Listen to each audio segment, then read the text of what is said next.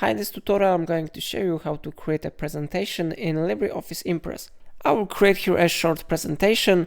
So first we will add here a simple text. So I go to Insert and I select here text box. Now I will draw here a text box, maybe something like that, and I insert here a text. For example, how to insert image. Then I select this text. I will go to Properties, I select this one option and I increase the font size maybe to 42. I will bold this text or font, and text has been successfully inserted here. So now maybe I will add here a simple image. So I go to Insert, I go to Image, I select here simple file, for example this one file, and I click Open. Then I need to resize this image and I will place it somewhere here, and I will change position of this text somewhere here.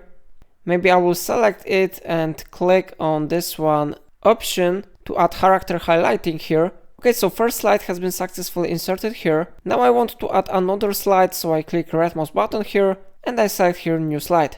Then I click here to add another title, for example, how to insert shapes. Then I select this title and again I click on this one icon to bold this text and I will add here character highlighting.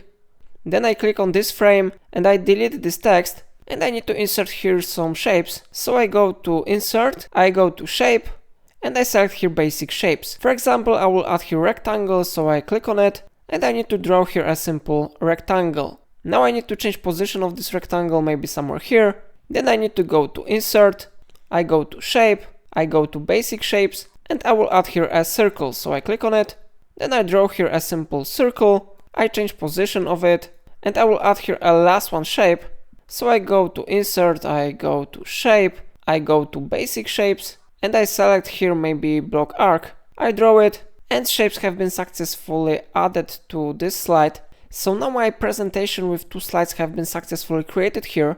If you would like to enable slideshow, you need to click on slideshow tab and then you need to select this one option, start from first slide.